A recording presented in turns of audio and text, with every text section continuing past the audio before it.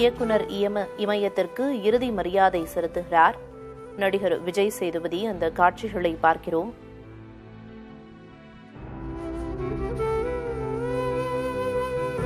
இயக்குனர் இமயம் பாரதி ராஜாவுக்கு இறுதி மரியாதை செலுத்துவதற்காக நடிகர் விஜய் சேதுபதி வந்திருக்கிறார்.